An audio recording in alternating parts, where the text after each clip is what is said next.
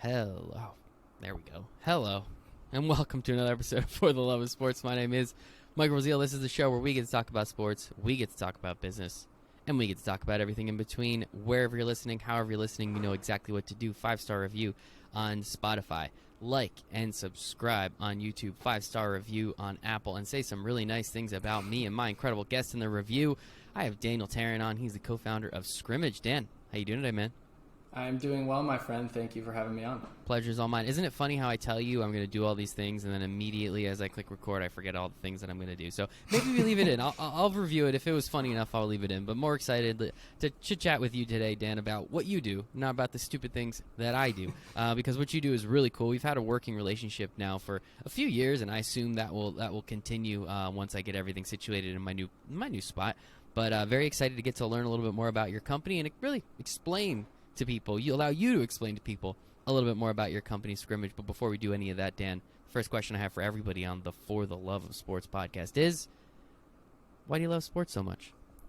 Yeah, I thought about this before coming on, and it actually made me think about it, I guess, a little deeper. So I think on the playing side, on participating in sports, I think it's all about competition. I think that's a pretty common answer.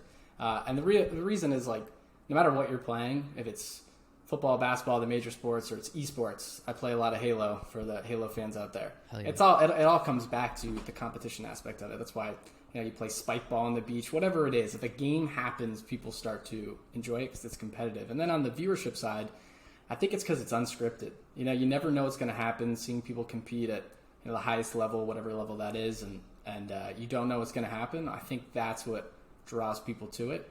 And then there's a lot of innovators, right? There's so many people in the space making cool ways to consume content, more sports leagues, and it just never gets old because you never know what's next. So I think there's two different angles to it, but they're both very enjoyable. Yeah, I 100% agree, right? We all love a little bit of competition in our life. If you don't, hey, that's up to you, but you're really missing out because competing at anything at some point, if you win, is pretty awesome. If you lose, some people take it a little better than others. Me not included, but if you win, it is so sweet in certain situations. And as you said, the unscripted nature of it, not knowing what's coming up, not knowing what's going to happen, I think is pretty important for people to understand that it's the best reality TV show we have. And I get to watch. I mean, I've been watching on ESPN Plus these last couple days, like the Sun Belt NCAA conference tournament. Like these teams, I have no idea who they are, any of these players.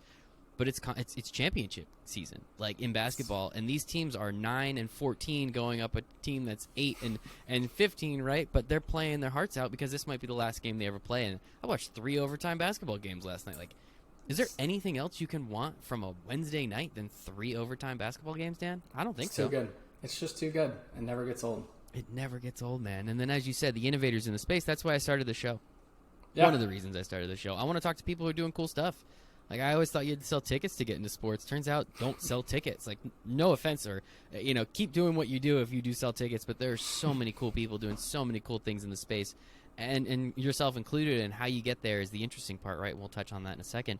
There's just so much cool shit going on. Like, go touch some grass, get outside, see what's going on, talk to some people, network, and find out ways to break into the space. I always think it's important. So let's actually start there with your story a little bit. So I noticed you worked at Bank of America for a couple of years, went to Penn State, worked at Bank of America for a little while, and then eventually left Bank of America and co-founded a company. Kudos and congratulations. Usually that doesn't happen after 2 years working at Bank of America, but the idea was there, and I think that part's important. I don't care what you did at Bank of America. I will just go on record as saying that's probably the worst bank that's ever existed in the history of banks from just my personal experience with them. What was it like, and where did the idea come from to say, you know what, I have this career, probably can make a bunch of money, could probably be very comfortable, but instead of doing that, why don't I go do the thing that I actually want to do and work in sports and get into sports betting? Talk to me about that conversation that you had with yourself and maybe loved ones and family members. Yeah, definitely. Definitely an interesting time in my life. I would say a lot of it came from misconceptions about what I was actually going to be doing at Bank of America. Not to belabor the boring investment banking jobs, but I've always liked risk and I've always liked upside. I think I get bored fast. And something that's always interested me is the idea, at least the perception of unlimited upside. And when you get into like stocks, bonds, credit, distressed credit, you think like, man, if I just buy this one thing low and it goes high, like that's so exciting, unlimited upside. And I think that's what I was always drawn to, and I just picked the wrong career path and became pretty clear to me that that really comes from being an entrepreneur. If you like risk and you feel like you could tolerate it, then it's all about execution of an idea, and everyone has good ideas, at least in my opinion. That, some people have multiple good ideas every day, but a lot of it just comes down to risk tolerance. And once I was cool with doing that, the transition over became pretty much a done deal. I love it, man. Yeah, everybody has $1 million idea. I totally agree with you on I that. agree. It comes down to execution, though. How many people are actually going to, and, it's probably 99% of people don't even take the first step. Exactly. Right? Like, that's I'm not going to say the saddest part, because to each his own, but, like, if you have this awesome idea and you just think about it and don't do even a single thing, that's probably 99% of people. And then the other 99% of that 1% probably don't even make it to, the stage that you made it, or the ideation, or the actual putting together the business. That's where almost all good ideas die, unfortunately, is just the pontificating, the wishing, the wondering stage. With, I don't know, man, just like, you want to do something, just at least just one thing, 5 minutes, 10 minutes, just a small amount of your day, just slowly get to the point where you can say, holy crap, this is an idea. So good for you. Glad. Do you want to say anything bad about Bank of America? I don't know, maybe, I don't want you to put you on the spot, but just throw it out there. That is fun. It is funny you mentioned. So I was on the investment bank side, and one funny part is I never actually moved my money from Wells Fargo over. I just didn't. And maybe that's a shot at Bank of America, or it's a shot at part of my laziness, I guess. But I never did, which is I think you knew. Which is pretty interesting thinking about it. I never did. I think you knew it wasn't worth your time. Even though you worked there, that extra 0.001% in your credit account probably wasn't going to do too much. Didn't want to figure that out. Good for you, man. So as you said, like, you wanted that risk, you wanted the opportunity to have the unlimited upside. You wanted to see what could come from it. So that part is nice. Wanting to be an entrepreneur is nice. Pretty much, you ask anybody, I'd say 9 out of 10 people would be like, yeah, I'd love to work for myself and make a bunch of money. Awesome. Yeah. What are you going to do, though? Where does the idea of Scrimmage come from? And were there multiple ideas on the table and this was the best one? How were you able to come up with this and actually say, okay, I'm done with my Bank of America job. Let me go do this full time? I think an accident. So what first happened actually was my partner Matt and I were thinking, there's a lot of inefficiency in sports betting. Just the idea that there's a hold on the sportsbook side means basically by definition that there's an inefficient market. And we were like, well, what if we could beat it? Wouldn't that be fun? So explain to people what hold is in case they're not familiar. Yeah, so the sportsbook charges you for placing a bet. And those holds are different, and you'll see, parlays have higher holds, or futures bet have higher holds. It's basically just the cost to place a bet. And if you go back to way back in finance times, Wall Street times, 1960, 70, whatever, there was a commission to buy and trade Apple stock, and that's gone away. And some people would argue that the markets are fairly efficient. But in sports betting, I don't think anyone could really argue that. They're efficient to some extent. They're hard to beat. But the idea that there's a hold in general pretty much means that they're inefficient. And we thought, well, what if we were smart enough to exploit it? So the original Scrimmage was actually not even called Scrimmage. It was a sports betting hedge fund. So we set up a private fund in Gibraltar, of all places. I've never been. Heard it's very nice. Here it's beautiful. It looks beautiful in pictures. We set up a fund there, and it was a sports betting hedge fund. So if people aren't familiar with hedge funds, instead of stocks and bonds as our investment vehicle, we traded on sports. We placed bets, hundreds a day, actually, about 150 on average at the peak of it. And it was hard. It was hard to place the bets. It was hard to get the action on. It was hard to move money around from sports books. It was difficult to find sports books that wanted to take our action. It was hard to find banks to hold our money there. We could do 5 podcasts on just the difficulties of trying to run a sports betting hedge fund. But we built a bunch of tech to be able to do the infrastructure of it. And that's what eventually became Scrimmage. We thought, look, scaling up this for us as investors would be difficult. And then our first idea was to make sports betting a financial decision. And I'm happy to dive into our learnings from that as well. But that was actually the original Scrimmage, was taking this hedge fund, hedge fund technology and making it a consumer app. Yeah, please dive into that. That is extremely interesting. The fact that you're able to kind of think about it. I mean, one thing that, me being in the space, obviously, and listening to content and enjoying placing bets on sports, right? One thing that always comes up is kind of your portfolio some people. The people that are doing this professionally, or at least Yeah. talk about it in a professional manner, always say, like, if you're getting into futures, make sure you have a nice portfolio, right? Some teams are going to be lower at the beginning of the year, higher at the end of the year, so you're going to want to make sure you get them at, quote-unquote, the right time. And understanding if you have a nice marketing mix, right? You have a nice mix of opportunities. No matter what, there's an opportunity for you to make money, whether that's hedging down the road or whatever. Mm-hmm. So I always think that that's very interesting when finance people get into sports betting, because it usually then just comes down to math. It comes down to math, it comes down to modeling, and it comes down to understanding where all your money is going and how it's breaking down. So please, explain a little bit more about how you guys were able to develop that. And it sounds like, unfortunately, it wasn't, quote unquote, your guys' fault that this didn't, totally take off. It sounds like just so many outside extenuating circumstances made it so difficult that it wasn't even worth it. Yeah, so there's definitely a lot we could unpack to it. But yeah, the idea was basically that. We thought if we bet a low percent of our portfolio across a bunch of bets, that we could lower our variance, basically our risk, by spreading it out so that one-off events didn't affect us, right? And the main idea of that is, let's say we bet on the Yankees and the pitcher gets hurt, right? It's like, oh man, your bet's probably going to lose. You lose a bunch of money. So if you only bet once in a day, boom, you lost all your money. But what if you bet 150 times? Well, then that risk gets spread out each day, where on one side, your pitcher will get hurt, but in the next game, the other pitcher will get hurt, and that one-off risk will even out. And when that was like right before COVID, and everyone's stocks are going up, and then boom, an event that no one could have expected plummets stocks, and that one-off risk hurt everybody. And our pitch to investors was that, we're completely uncorrelated to the stock market. And we were able to get some money that way and place a ton of these bets. And the United States government is not a fan of this, which is why we had to be in Gibraltar. Banks do not want to hold money moving in and out of sports books, especially ones that maybe are licensed in different countries. And investors think you're weird, especially when you're 20-something and asking them for money to go gamble it. Definitely an uphill battle from there. So there was a bunch of different things that made it difficult, but all in all, our returns were good. And we knew that it is possible to win at sports betting. And if you want to make it a career, you can. It's just very difficult.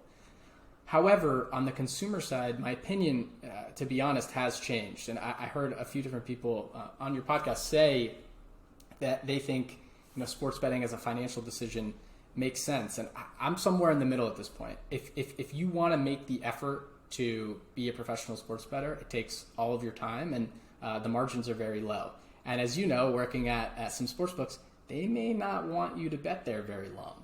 And that becomes very, very difficult for users. And so many startups with really talented people really focus on that pre-bet process to make sports bettors really, really good, while simultaneously being affiliates with those sports books. And they only, they need you to lose. And it becomes a really weird conflict of interest that makes it difficult for both of them to win long term. And I think that's a problem that we're running into in the U.S. market. So I know there's a lot to unpack there. I kind of went two different ways with it, but strong opinions loosely held, as they say, type deal. I like that. Yeah, that's pretty good. No, I think that the opportunity and asking people to give you money to gamble it, dude, the balls that must have taken. So just kudos on just asking for it, right? Like, hey, they say no, big deal. But the fact that you guys were actually able to get some people's money, that's awesome. Good for you guys. We bought a list of investors at other hedge funds, and we cold called them. That's thousands awesome. of them. Thousands. And how much? I'll ask later, but how much money do you guys get? Like, I'm curious about that. We'll off the record. We'll do that one. But for the listeners, not as much as you might have hoped, but some. Any money, literally any money that someone would have given you. With that, as you said, you kind of you mitigate your risk a little bit by spreading out this money over however many bets over every single day, right? The one thing about sportsbooks, and thank you for, again, prior to explaining how the hold works. Again, I work at one of these sports books, but it's always nice to kind of hear. I want you to explain everything. This is not my show. This is your show. The one thing about that is an even line, quote unquote, is minus 110 and minus 110, which means to bet minus 110 means you have to bet $110 to win 100. An even line is not plus 100 plus 100, because that means if the sports book gets 50% on both sides, they make $0. If they get 50% on both sides of a minus 110 line, if I'm not mistaken, they win about 4.5%. That's the hold, right? Give or take? Give or take. So you have to win 55% of your bets in a given day just to make any money, essentially. So of those 150, how, like, I understand that you're mitigating risk on a one-off event, Mm-hmm. but were you able to, it sounds like it, but winning at a 55% clip is difficult, to say the least. To actually make real money, you're trying to hit like that 57, 58%. How difficult, as you said, like, how difficult was it on a daily basis to crunch the numbers and figure out, like, okay, this makes sense, this doesn't? There's only so many games on in a day. I understand, I mean, you know, you're worldwide is one thing, but how difficult was it to really crunch those numbers to the point where it actually made sense? Sure. Yeah, it's a great question. I think the answer is twofold. First, our return on investment per bet, so essentially the amount of money we would make per bet in percentage terms, was about 0.9%. So less than 1% per bet was what we were making long term. And the math there is how many times can you get through your portfolio and multiply that through so that 0.9 becomes exponential. So you have to get through your portfolio a lot. And therein lies to me the biggest issue, which is you may find some value in some bets on some very niche things. But if you want to be an NFL line where, you know, there's hundreds of millions of dollars, billions of dollars being bet, or a Power 5 soccer league, it's going to be very tough. So beating esports is possible, but maybe the sportsbook will only take a $500 bet. So you run into a ton of different difficulties there. So we had to spread across multiple different sportsbooks and try to find ones that have more of a sharp, quote unquote, business model, which effectively means they believe in their lines enough where they'll take more action. And their hope is there's so much action being placed, even if they have a smaller hold, that it ends up being net more money. There's some famous ones, Pinnacle, Bookmaker, Bet Online, and Circa in the US has definitely started to take that model. But the United States, that's not a very common model. And because of that, that's why we had to take it offshore. So a lot of difficulties there with, you know, potentially moving markets and just getting enough money down. So a tough infrastructure challenge more than anything. And it's still hard to have winning bets. So you like put that all together. Yeah. And I mean, we had a couple of us doing it, and we had to automate some of the trading, but couldn't get API access everywhere. So we were manually placing these bets across multiple sportsbooks. It was a 7-day-a-week, you know, full-time job. Very, very difficult. That's the other thing about becoming a quote-unquote professional sports bettor. Like, you have to, because you need to place so many bets and get so many dollars down, you're not just, oh, let me check the games today. Oh, cool, I'll put a couple bets in. Like, no, like, you're figuring out all the lines, everything, everywhere. Yep. Find where you can get that 1% where you believe you can get it, and then placing that. And, hey, would you look at that? Here's the next day. And you got to stay up till 11 o'clock at night because the West Coast Conference is about to tip off, right? So it gets absolutely ridiculous. So I completely understand. It's unfortunate. It sounds like a really cool business, and hopefully maybe one day down the road it becomes a little easier and you guys can revisit it. So you have all this, as you said, you kind of built all this technology and infrastructure around that. How were you then able to kind of sit down and say, well, how can we utilize this in a different way to allow us to still stay within the industry, still stay within the space of sports betting, but package it differently so that other people can use it and we can actually make money through that process as well? Definitely. So being naive, I think. Love it. So what happened was we were like, well, we built odds comparison. I mean, there were tons of odds comparison websites already, and we just didn't look for them. We built that ourselves by scraping.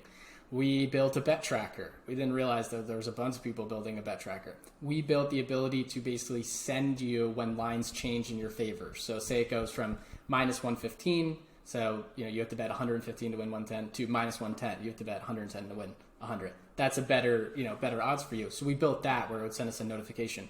And we didn't look to see if anyone built it. And we packaged all that together, and we were like, let's bring it to people. And lucky enough for us, even though there was a lot of competition in that area, we were able to get into the Techstar Sports Accelerator in Indianapolis. And that opened our eyes to like, oh, wait, like there is a lot of competition, and maybe this isn't the best business model. So that's actually when the pivot started, and I'm happy to describe that. But the financial tool for sports bettors, you have a ton of options. There's a lot of great companies out there trying to solve that. I'm very interested to see how they monetize and how they take these large user bases and turn it into like a real business. But Pickett, Action Network, BetStamp, bunch of great companies doing that. But we knew that that wasn't where our value lies, and that's when the change started. And that makes sense. No one Googled this? You guys have a hedge fund of sports betting. You're placing thousands and thousands, potentially millions of dollars worth of bets, and not like a simple Google search sports betting odd comparison. That's exactly right. I mean, you said in the beginning, You do a couple stupid things to start the show. I do stupid things every day, and we did a really stupid thing there. Just didn't look around.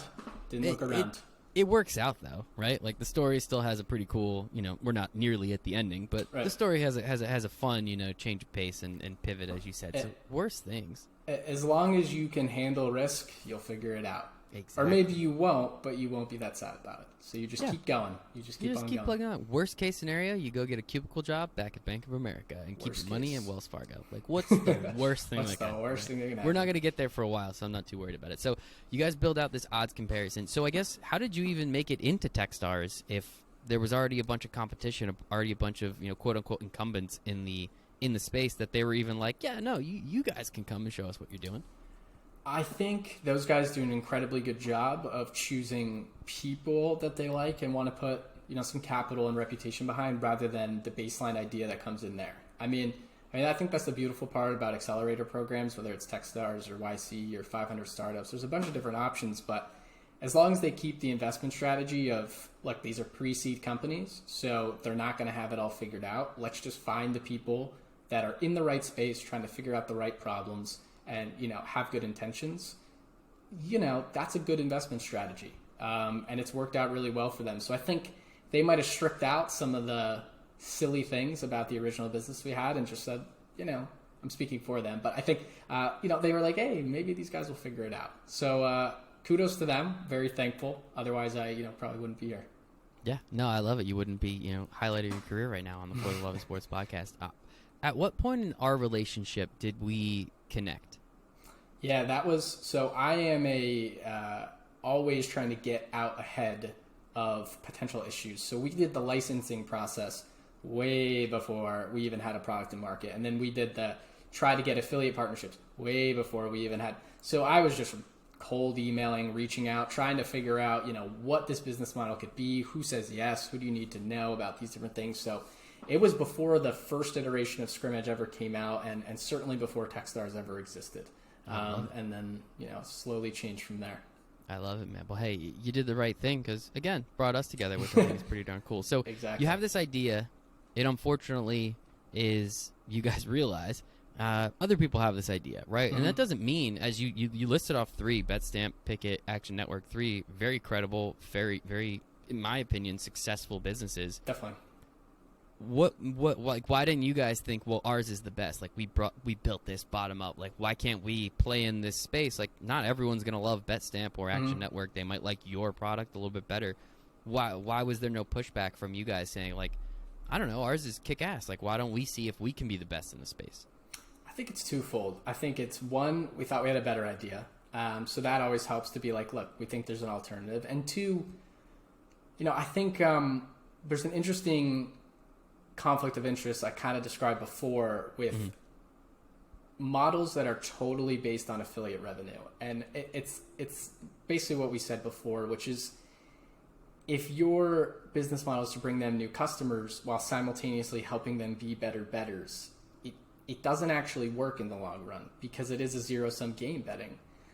So it's tough to charge people for the pre-bet process and then also charge people for the affiliate process and work with the sportsbooks. And that is a tough, scalable feature. And I still think you can make great businesses. There's been incredible affiliate companies. I mean, Action Network in a lot of ways was an affiliate company. They sold for $250 million, I think. So, hey. Not that bad. Not that bad. But, there's an interesting kind of dynamic there that we thought maybe didn't make the most sense anymore. Interesting. And then, so what was that other better idea that you guys had? Absolutely. And one thing that we realized is the financial decision of betting is a very tough one.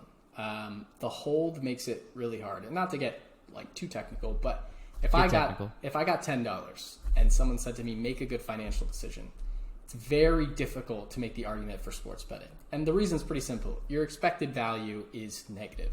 If I place a bet at a sportsbook and I win 50% of the time just by dart throw, I'm going to lose about 4.5% if that's what the hold is over time, and you keep compounding that. If I put it in a stock, depending on which time period you go on, it'll go up about, I don't know, people will argue this if they get real technical, but 4 to 10% a year, depending on your time frame, right? Johnson & Johnson. Yeah, put your money in Johnson & Johnson. Shout out, I think it's Demoterin. equity risk premiums from my banking days. Forget that. Cut it Shout out. out. I think I pronounced it right. I hope I did. So it's a tough financial decision, and everyone focuses on that pre-bet process and charging people more money to place bets in the beginning. And what we realize is interesting is there's very few people focusing on the retention after the bet, right? It's like everyone really wants to focus on getting you the best bet and selling you the best data. And then even live betting, they want you to be, interested in the live betting. But why doesn't the sports betting community really care about something like a rewards program? And we realize that with the syncing technology from, shout out the guys at Sharp Sports and all the different things that are going on with integrated sportsbooks, why can't you have a kind of universal rewards program for sports bettors that works for both the operator and the bettor? And what I mean by that is a rewards program means you get rewards back on your bets, and we could get into how we do that. But that's cash back for the bettor. That has nothing to do with how good they are as a bettor, right? You're getting cash back. It makes it a bit more sustainable, gets you a higher chance of breaking even. And for the operators, everyone worries about acquisition, but eventually every state becomes legal, and the United States population can only grow so much, and you run out of bettors. You need to retain the bettors you have, and there's so many operators popping up. How do you keep your bettors? You retain them. And I don't know about you, but the product at DraftKings versus FanDuel versus Caesars, it is different, right? It is a bit different. The lines are different. The UI is different. But to the average consumer, how different really is the product? It's not that different. Dude, it's colors. It's colors, right? It's colors. So in a lot of I ways, worked at a colors. couple of these places. Like, I love this industry. I'm on the user acquisition side. If you don't have anything special, it's just colors. Just colors, right? So in a lot of ways, it's just colors. So why do people focus more on the acquisition? Or sorry, not on the acquisition, on the retention side. And that's really where Scrimmage as a rewards program was born. And the way that it works from a user's perspective, first off, is a user comes on, they get a cool character that kind of fits their betting parameters. So how much do you like to bet? And you get bucketed into that. Then you sync your sportsbook accounts with us. And what that basically means is we know how much you bet and if you won or lost and who you bet on and when that bet settled. And based on that, we reward you our internal token called the Scrib token, which you can use to either reinvest back in the game to make your experience better, or you can redeem it for cash or prizes. And that's the basis of it. So from the sports bettor's perspective, I'm still placing my bets on my favorite sportsbook. No change to my betting habits. But at the end, I get some tokens back that either gets me money back or I enjoy the game, I can reinvest it. And from the operator side, it's a retention tool. And we have some really cool data behind that I'm happy to share. But it's a retention tool for them to keep their customers if they are integrated with us. So I completely agree. Eventually, this will all be a retention game. There'll still be need for people like me, absolutely, on the acquisition side, because there's always new people. There's always ways to acquire, and some people just take a little longer than others. That's just how this goes. But yeah, we're running down to the end of the states. Now, I feel like even with the states we have, acquisition is still the name of the game for a significant period of time. We're talking 5 to 10 years. Definitely. Right? Once Texas, California, Florida, once Florida figures its shit out, we'll see what happens there. But Texas, California, the Carolinas, after that, like, how many really big states do we have left, honestly, right? Like, there's not too many left. So the opportunity is becoming less and less in terms of the massive states that are launching, i.e. New York, Ohio, we just saw recently, right? So the opportunity is becoming less and less on the acquisition side. It's still extremely important. There's still a lot of opportunities. Definitely. There's still going to be. But I totally agree with you, man. Like, even where we are now, you're starting to hear and see, and if you listen to some earnings calls, which are widely available to the public, we're pretty much hearing that all the major sportsbooks are now starting to focus on profitability rather than actual Funny how that works. Just burning money. Yeah, it is a good question, and maybe we can get into it a little bit, but the profitability aspect of it, when you kind of dig into the math, and I can't really go into too much because I know a little bit more than the next guy, but like when you dig into the math, it's very confusing how we get to actual profitability in some of these cases, and even what you hear from the DraftKings, FanDuels of the world, where these calls are widely available. It costs X amount of dollars to actually acquire a customer. There's then the X amount of bonus that's on top of it. That just the initial bonus is X amount of dollars. And then the retention bonuses that are applied to them over a 30, 60, 90, 365 are X percent of this, that, and the third, right? So the amount of bonusing and the amount of money that goes into a customer before they even give you $1, it's a lot. Yep. Now, the industry is zero incumbents, right? There's only the people that are here. So we didn't have to like go steal market share from somewhere else. It is wide open, which is kind of cool. You don't see that too often. So like there's positives and negatives to it, but yeah, profitability is very important to these books, and I think retention is the name of the game. Where, hey, like we have X customers already in this state. Yes, we want to continue to acquire, but why don't we foster the current ones we have? Why don't we try and develop a relationship? Why don't we try and make sure that we're the book, we are the place they bet with? And rewards programs, I think, are the best, right? I used to work for Caesars. Shout out. Still love everyone that I worked with over there. Really appreciate my time there. The one thing that I love about them is they have an actual rewards program, right? Like, I think DraftKings might have one, and BetMGM, like, apparently has one. And I know the place that I work at now, Barstool, we're doing something very specific, and I'm very excited when that starts to really get going a little bit more. It's going to be awesome. There is one now, but very excited for the future plans. But nowhere else, like, Caesars has Caesars Rewards. Like, it is by far and away the best in the industry. How are you guys selling this to not just one book, but how are you trying to sell this concept to all the books? Because if I was one of the books that you're partnering with, like, I don't want a bet on over here. Like, I want you to just retain more customers to me, not to all my competitors as well. Definitely. So there's certainly a lot of answers to that, but the way that really we work is, first of all, the data that we have is if a user syncs with us, so if the sportsbook's integrated with us and they sync their account, before they're with Scrimmage and after, they bet on average daily about 3 times more. And depending on who you ask, that's a good and bad thing. 1-800-GAMBLER probably doesn't like that, Nice. But the sportsbooks do. And it's because we have a gamified element that's fun to the user. They reinvest back into the game, and at the same time, they feel like they're getting a reward out of it. So for the sportsbook, we found that is consistent across pretty much every sportsbook. It varies, and it's probably just variance, but it's about 3 times for the major sportsbooks, and that includes FanDuel, DraftKings, Prize Picks, Underdog. So even the DFS ones are getting a similar lift. And to be honest, to the user, if you think that your product is good and it's differentiated enough, and people like betting there, then what's going to keep them betting longer is likely a rewards program. And for us, we think that there are interesting ones kind of across the space in terms of very specific to that company. But for us, we are kind of this additional part to your betting process, kind of stripped away from the company exactly, but they still attribute that reward to you. And based on the rewards that the operator gives us, the amount of scrim that users earn changes. So if your rewards are a little bit better, then people will earn more scrim and appreciate that sportsbook more. And to be honest, line shopping is less common than people think. The amount of sportsbooks people have is less common than people think. When they change, they usually change. They just use a different operator. And because of that, to retain a customer sometimes is as simple as offering them things to keep them active in the game. So we've seen pretty much across the board an uplift from people that sync with us. And it's really as simple as that. I wish people shop lines more often. I don't care how many dollars you bet. $1, you bet 5, you bet 10. Shop your lines. First, download all the books because they're giving you free money. That's the easiest one. If you saw the FanDuel earnings or flutter from last year, 86% I think was the number of their users placed the parlay last year. So there's education out there. There's tons of things that will tell you, you should do this or that. But I think the secret really is that people don't treat it financially. And everyone wants to make it a financial product, but it just might not be.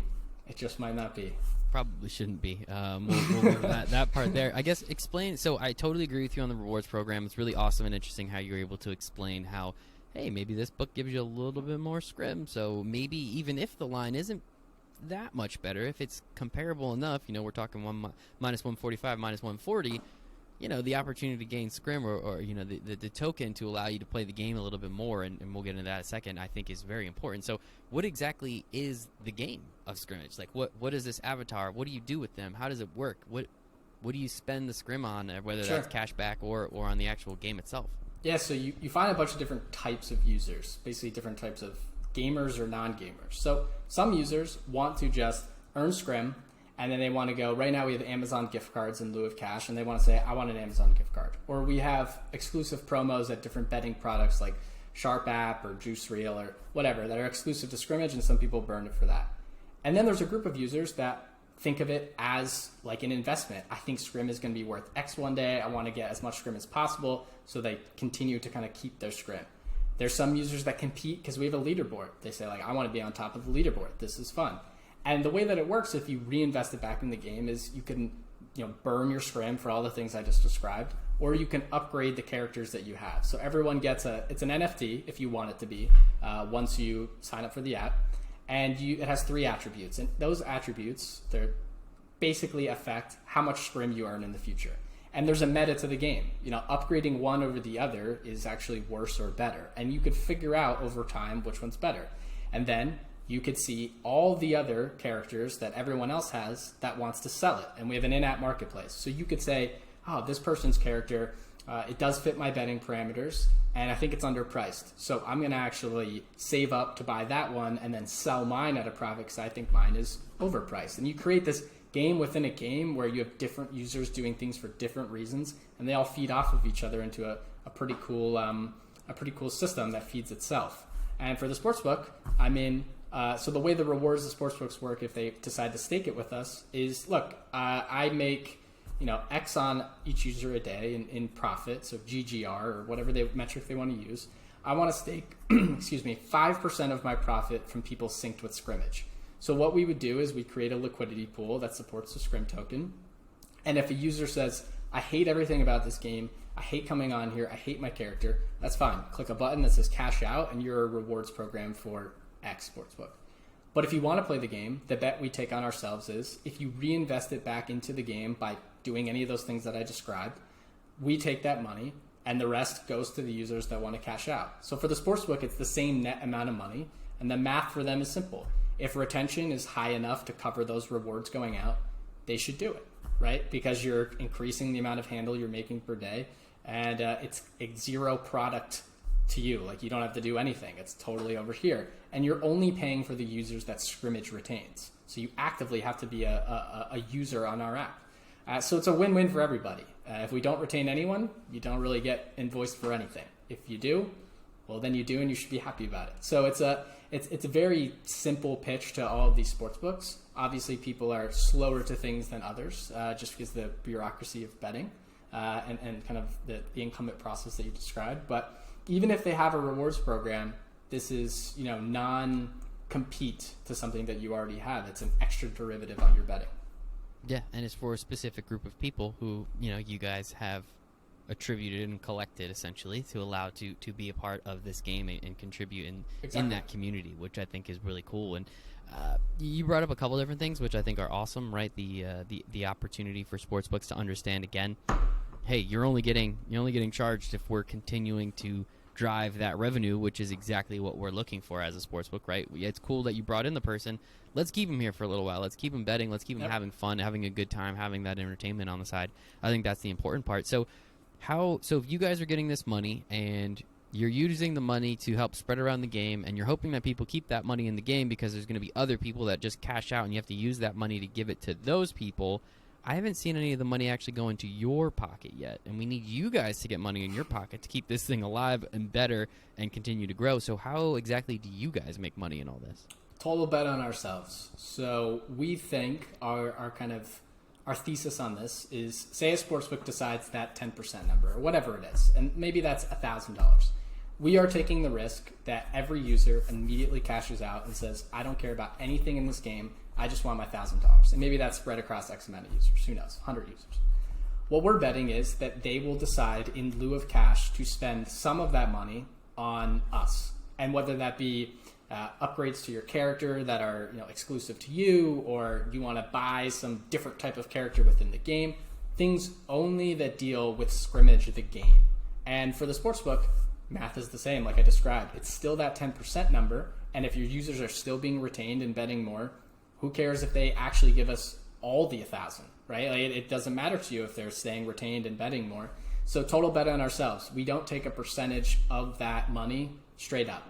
It is the same for the sportsbook each month, and a total bet that we think they'll reinvest it back into the game. And when the money is reinvested into the game, that's how you guys actually make money. We just take it. So let's say of that $100 or of that $1,000, they spend $100 on upgrading their character or on buying another one, whatever it may be. That goes to us, but the amount is still the same from the sportsbook. From the bettor's perspective, you're basically using your rewards for in-game experiences, And for the sportsbook, it's the same net cost. So whatever you think makes sense. So very low risk to both sides, which is what we thought was important as a startup and to get some operators interested. Good stuff, man. And so what are some of the things? I know the rewards program is a little new compared to the last time we spoke. Do you guys have anything else? Any other evolutions? Anything else that we could talk about? Maybe some of the things down the pipe that will just enhance the opportunities that you have currently and obviously in the future? Yeah, so right now, I think the craziest part about all this is you can't redeem Scrim directly for cash, as I described. It's just for like an Amazon gift card, and the ratio is kind of just us supporting it ourselves. And we're still seeing these increase in retention numbers and people wanting to play the game enough to bet more. So the evolution is we're working on getting a few operators on board to kind of be the flagship rewards program where they're staking directly, as I just described. And that opens up a ton of opportunities for us. So we have a quest system built, and whatever operators decide to come on, they'll have specific quests to them to keep their users engaged, which if they would like to have a say in, they are absolutely allowed to. We built it to be very, very flexible. There's going to be... When you say quest, is it like, hey, place a futures bet, place a live bet, place a pre-match bet, that kind of stuff? And luckily for us, since we have the data of what you're betting on, we could verify so many things. We could do win 5 in a row, win 3 in a row, win 3 in the NFL. There's a ton of different quests that we could do, and we've made the system extremely flexible to be able to support that.